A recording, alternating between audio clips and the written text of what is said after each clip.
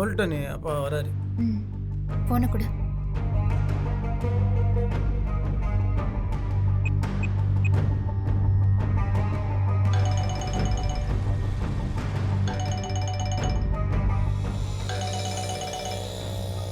அண்ணன் ஹலோ சொல்லுங்க நீ. எங்க இருக்க?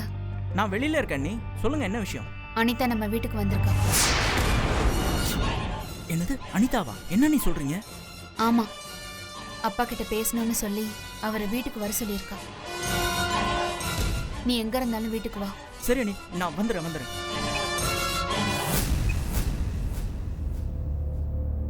உட்காருமா. பரவாயில்லக்கா. அண்ணே சொல்லுங்க. குடிக்கிறதுக்கு ஏதாவது எடுத்துட்டு வாங்களேன். சரிம்மா. இல்ல பரவாயில்லண்ணே, எதுவா இருந்தாலும் நான் ஃபர்ஸ்ட் பேசி முடிச்சிடுறேன். தண்ணி குடிக்கிறதெல்லாம் அப்புறம் வச்சுக்கலாம்.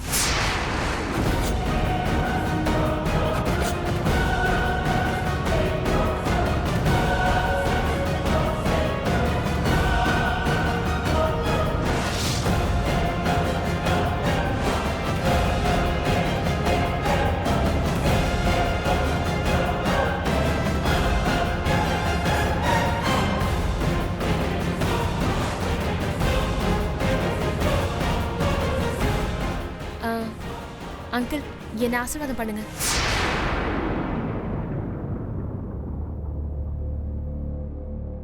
நல்லா இருக்கு குழந்தை. எந்திரி. சொல்றேன் இல்ல, எந்திரிமா.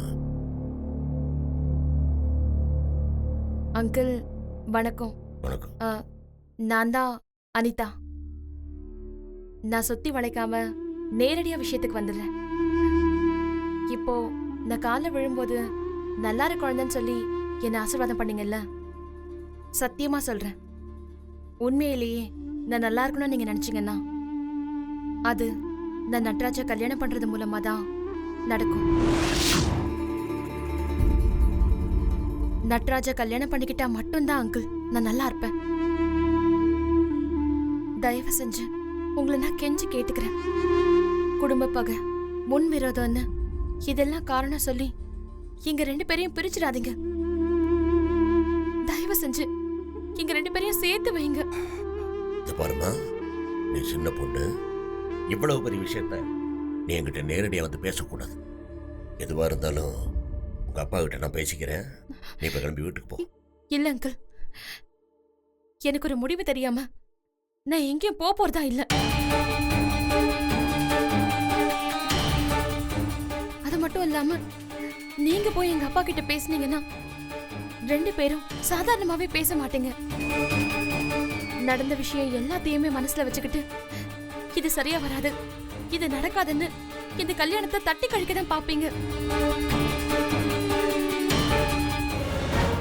ஏய் அனிதா, என்ன பண்ணிட்டு இருக்க நீ? நான் சொல்றது கேளு. மானத்தை வாங்காத, தயவு செஞ்சு இங்க போயிடு. என்னால எதுவும் கேட்க முடியாது நட்ராஜ். முடிஞ்சா நீங்களும் வந்து என் கூட உட்காருங்க, இல்லனா அமைதியா வேடிக்கை பார்த்துட்டு இருங்க. நம்ம காதலுக்கு நான் மட்டும் தனியா போராடிக்கிறேன். ஏய் என்ன பேசுற அனிதா? அனிதா நான் சொல்றது கேளு. வேண்டாம். ஏய் ஏன் இப்படி மானத்தை வாங்குற? நீ பேசாம இரு, எல்லாம் நான் பாத்துக்கிறேன். ஏய் தேவையில்லாத பிரச்சனை பண்ணாத அனிதா, ப்ளீஸ். பேசி தீர்த்துக்கலாம், எந்த பிரச்சனையா இருந்தாலும் பேசி தீர்த்துக்கலாம். எழுந்து வா.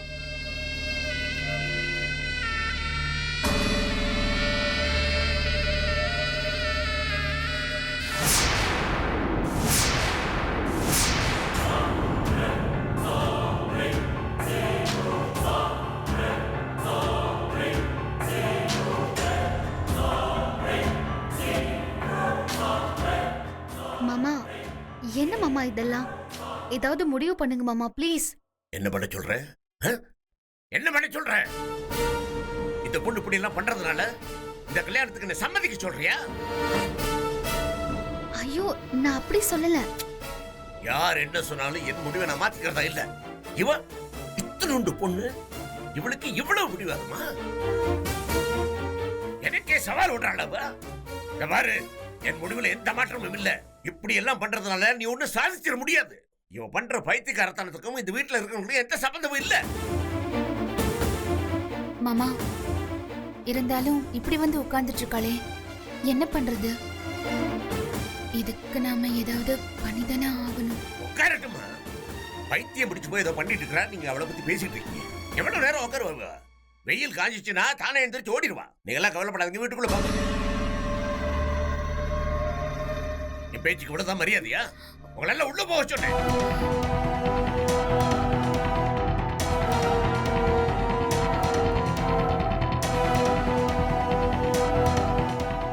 உட்காரு. எவ்வளவு நேரம் தான் உட்கார்ந்துருப்பேன், பாத்துறேன் நான். நீங்க சம்மதம் சொல்ற வரைக்கும் நான் இந்த இடத்தை விட்டு நகர மாட்டேன். அதையும் பார்ப்போம். பாப்போம். எங்க அப்பா செம தில்லான பொண்ணு இருக்குது போல இருக்கு. சான்ஸே இல்லை.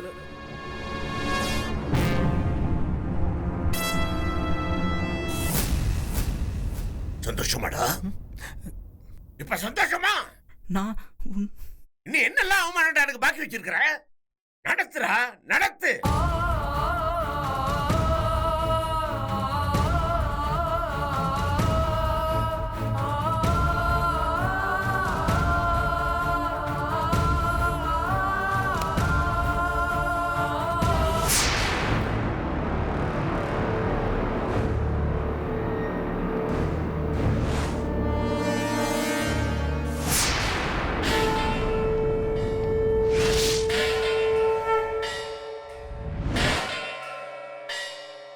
ஐயா, இது 48 நாள் சுடுகாட்டில் வச்சு மந்திரிச்சது. இதை மட்டும் அந்த வீட்டில் எங்கேயாச்சும் புதைச்சி வச்சிங்கன்னு வைங்க, அந்த குடும்பத்துக்கு நீங்கள் வேற எந்த கெடுதலும் பண்ண வேண்டாம். உலகத்தில் இருக்கிற எல்லா கெடுதலும் தானாக நடக்கும். வண்டியில் போனால் வண்டி ஆக்சிடெண்ட் ஆகும், குடும்பத்தில் இருக்கிறவங்க நோய்வாய்ப்படுவாங்க, தொழிலில் நஷ்டம் வரும். அவ்வளோ ஏன், சில நேரங்களில் உயிர் பலிக்கு கூட வாய்ப்பு இருக்கு. அம்புட்டு சக்தி வாய்ந்த சூன்ய பொம்மை இது. இந்தாங்க. கொடுங்கப்பா.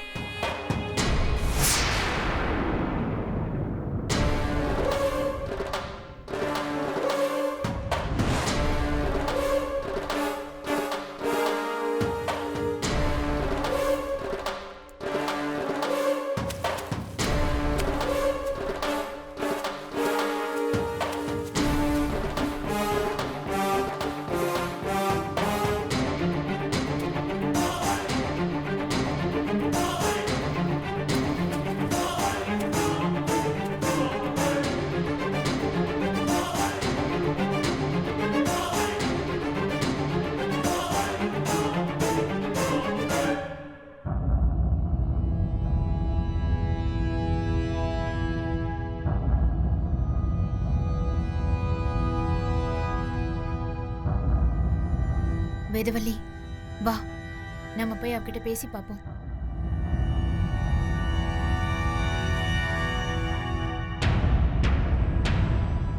சொல்லுங்கக்கா. அனிதா, நீ பண்றது ரொம்ப தப்புமா. வீட்டு பெரியவங்களை எதிர்த்து இந்த மாதிரிலாம் பண்ணக்கூடாது. நாங்க சொல்றத புரிஞ்சுக்கோ. முதல்ல நீ இங்க இருந்து கிளம்பு. என்னை மன்னிச்சிருங்கக்கா. வீட்டில் இருக்க பெரியவங்களை எதிர்த்துட்டு நான் இதை பண்ணோன்னு நினைக்கவே இல்லைக்கா. நட்ராஜ் மேல நான் எவ்வளவு அன்பும் பாசமும் வச்சிருக்கேன்னு அங்கிளுக்கு புரியணும். அதுக்காக தான் இப்படி பண்றேன். புரியுதுமா, ஆனா இருந்தாலும் சத்தியமா சொல்றேன்க்கா, எங்க நான் நட்ராஜை இழந்துருவனோன்னு எனக்கு பயமா இருக்குக்கா. அந்த பயத்துல தான் நான் இந்த மாதிரிலாம் பண்ணிட்டு இருக்கேன். மத்தபடி வீட்டு பெரியவங்களை எதிர்க்கணும், நோக்கடிக்கணுங்கிற எண்ணம் எல்லாம் எதுவுமே எனக்கு இல்லக்கா. என் காதல நீங்களாவது தயவு செஞ்சு புரிஞ்சுக்கோங்கக்கா. அக்கா, நான் இப்படி கேக்குறேன்னு நீங்க தப்பா எடுத்துக்காதீங்க. நீங்க உங்க புருஷனை விட்டுட்டு போகணும்னு வேற யாராவது சொன்னா நீங்க 2 பேரும் விட்டுட்டு போயிடுவீங்களா?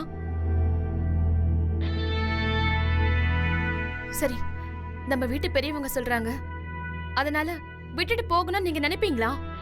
சொல்லுங்கக்கா. நீங்க 2 பேரும் தாலி கட்டிட்டு இந்த வீட்ல இருக்கீங்க.